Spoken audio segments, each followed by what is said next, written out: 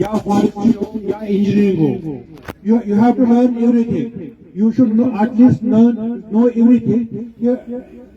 Agriculture के crops कैसे grow करते हैं, फिर सिर्फ रेयरिंग कैसे करते हैं, हॉर्टिकल्चर क्रॉप्स कैसे ग्रो करते हैं या फॉरेस्ट क्रॉप्स कैसे ग्रो करते हैं. You should just give a glimpse how these all things are being done here. Today we are here in the College of Applied Agriculture. आपको ये भी बता चाहूँ मैं, we have a chief guest today is Dr. O.P. Sharma. ये काफी आप ले थे.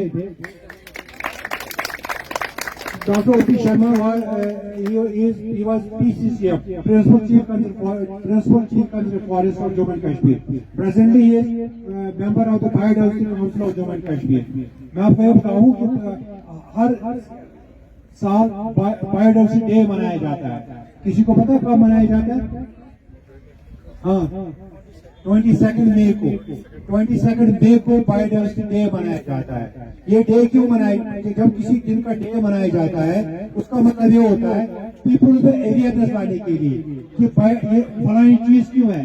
जैसे 21 मार्च को हम वर्ल्ड फॉरेस्ट डे मनाते हैं क्योंकि जंगलात खत्म होते जा रहे हैं, इसलिए अवेयरनेस के लिए फॉरेस्ट डे मनाया जाता है.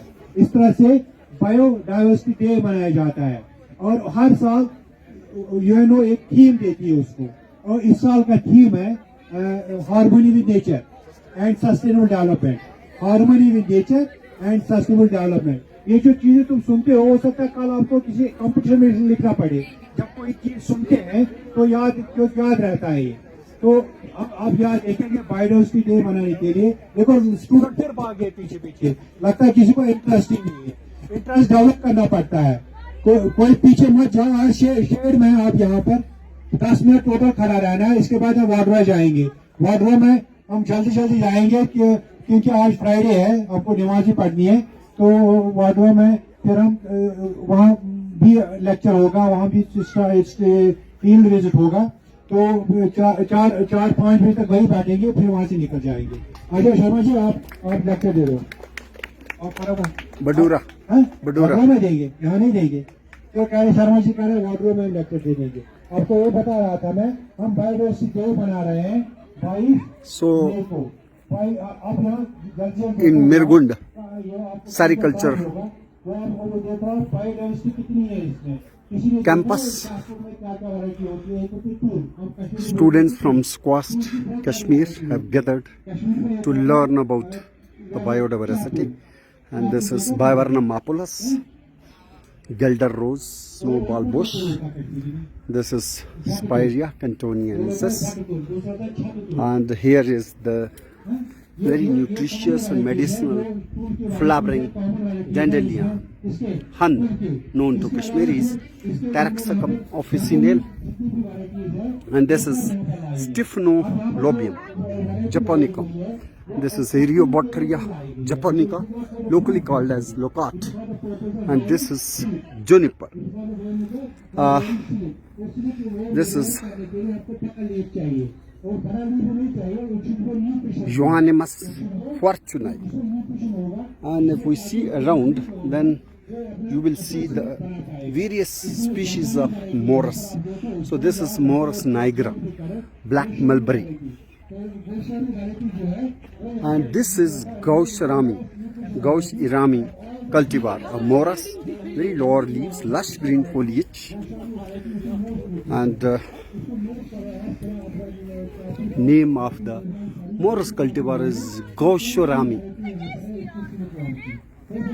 We have another Japanese cultivar of mulberry, that is Kokuso 21, and parental mulberry is Morus serrata, Himalayan mulberry, locally known as Karoon or Koi in Jammu Hills, and Morus serrata is native to northwestern Himalayas, and this is the cultivar derived as Kokuso 21. Then we have another variety with deeply lobed leaves, and this is Echinus. It's also fruiting now, but fruits are immature. Another Kokuso 20 cultivar. These different cultivars are fed to the silkworms, Bombyx mori. source of silk, and there was a time when silk industry thrived in Kashmir, and we had the ancient silk routes passing through Kashmir Valley. This is another cultivar with smaller foliage, smaller leaf lamina, and small fruits. This is Kanva 2. So this is Kanva 2 cultivar. Now I will show you another deeply divided, much divided rather, leaf of this cultivar, and this cultivar has been written local mulberry. So this is another cultivar named as Muke. So at Mirgund we have lot of diversity of the Morus cultivars, and this is Cairo Rosso cultivar, Morus, and then we have the Brentul. This is Brentul cultivar as mentioned here, and this is these are the clumps of dried up Yambarzal, Narcissus tagita. Then we have Oenothera rosea, small flowers with 4 petals. This is rosy colored flower, epigynous flower. This is, sometimes back it was named as Hotmania rosea, but now Oenothera rosea. And this one is red clover trifolium pratense. This is another cultivar, Ansata kausuke. So here also you have different variation in foliage. This is another fruiting cultivar of Morus, labeled as Rokoku yoso. So you see some smaller size pinkish fruits, sorosis. This is another Kasuga variety, mulberry cultivar. This is Senmatsu cultivar, mulberry. Good afternoon. Oba vase. This is another cultivar, Morus Oba vase. And here you have another one. This is Chinese white cultivar, as labeled here in Mirgund sericulture form. Another interesting cultivar labeled here is Shimanochi cultivar, deeply divided foliage, and again innovative cultivar. Togo vase. This is another cultivar, Togo vase. So it is Botatul. Tul is the Kashmiri name for mulberry, and this is Chatatul. So Tul means mulberry, Chata means white, and Bota means wood, larger size. Chatatul. This is the foliage of Elsia rosea. Here you will find dog flower also and Terrana. And you have lot of wild vegetation also. For example, this is the Obach, Romex napalensis, and this is Plantago lanceolata, and this is Papaver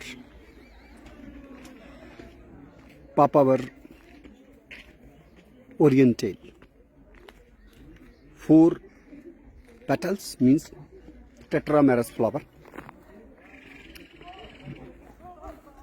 Fruiting head of Dandelion, Taraxacum officinale, and this is Sonchus, sow thistle. This is Capsula bursapastoris, that's Kralmund, and this is Vicia sativa, wild crop relative of Vicia faba.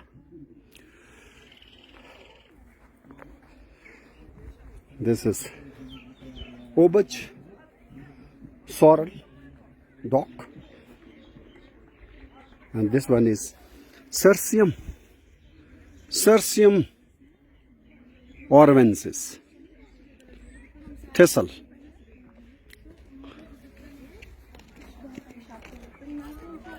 So the students from Sukhwast, Kashmir, from different streams, they are here. This is large word cultivar.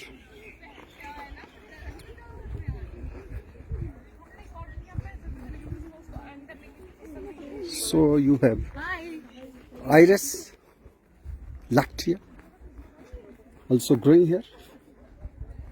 And the students are going around to see different cultivars which are under cultivation here.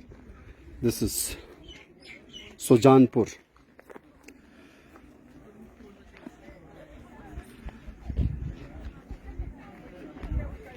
And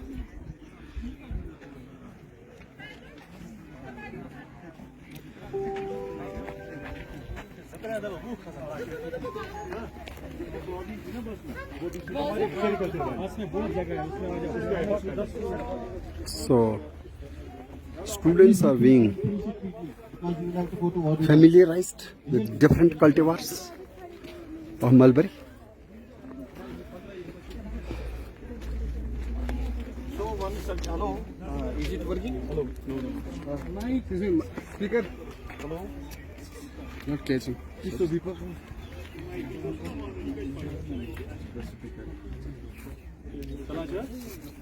Chinar patti. This cultivar is very unique, where the foliage is like chinar, Platanus orientalis, like leaf. So this is chinar patti cultivar.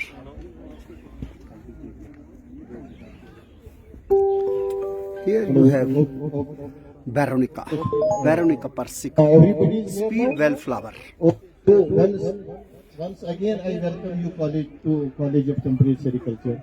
As my Dean's office already told you, this is one of the units of university which is concerned with production of silk and the research of the sericulture, which comprises of two things. One is mulberry cultivation and another is silkworm rearing. When we talk of sericulture, we have to be very sure the insect which is concerned with the silk, that is a silkworm. Silkworm is very fastidious insect. When we say fastidious, it means a khushmizaj hai. It will not take any food other than mulberry leaf. You got my point? We are omnivores. We take everything, whatever comes in our way, we take it. But our silkworm has one peculiarity. Without this mulberry leaf, it will not take anything. So if that is the scene, then that calls for that we have to produce quality mulberry leaf. When we say quality mulberry leaf, that means our mulberry leaf should have all the ingredients in it, all the micronutrients as well as macronutrients in it, which are otherwise responsible for silkworm growth. So in order to do that, so our one mandate is we are going to go for the breeding programs in order to evolve the better varieties which are nutritionally sound and which give better yield. For taking that very hybridization program to the logical end, what we do is, here we have a germplasm which is comprising of almost 62 extractions. 62 extractions, out of that 33 or 35 are exotic. We have some 17 which are of course isolated, and 8 are indigenous. So compendium of all 62 varieties makes our germplasm. We are trying to just fix our parents, whatever the character we want. On the base of those characters, we'll be just selecting our germplasm lines, and we'll be going for the hybridization program. And at the end of the day, we will come out with a variety which is most congenial for the silkworm growth. And at the same time, these suffers, which of course provides food to our silkworms. That's number one, that's from the plant side. And we are trying to reduce the application of the fertilizer. As you know, lot of fertilizer is being pumped in the soil. Fertilizer at one point of time, it may also increase our production, but at the same time, it kills our microbial complex, which is otherwise responsible for our plant growth. So in order to minimize the utility, rather application of the synthetic fertilizers, what we do, we go for organic farming. That means we will be essentially using biofertilizers, we'll be going for mulching, we'll be going for organic manure application and all those things what we are doing. That is one thing. Third thing, our mandate is we are also, as you are students, we have also almost 118 students right now, which are on various programs of the academic career. And then we will be taking for extension. Whatever the technologies we will generating here, those technologies, our effort is to take them to the field. So our popular variety at this point of time is Gosharami, which is being cultivated in the Mulberry, what you call as garden of the farmers. So Mulberry being the most suitable variety and most popular variety, nutritionally it is better. And so far as yield is concerned, it is also behaving well. But one problem with the mulberry is that, this Gosharami variety is that it does not root well. When I say it does not root well, once you put mulberry cuttings outside on the soil directly, under the sunlight, only 5% survival will be there because it is very shy rooted. So in order to make this to root and in order to enhance our survival percentage, rooting percentage of mulberry, we have directed the polyhouse which you will see over here. In this polyhouse, we will be cultivating the mulberry. And in the polyhouse, we are having our mulberry plants only in 2 years as against the conventional system that is grafting and other things. So that is what we have been doing. And then you can follow me.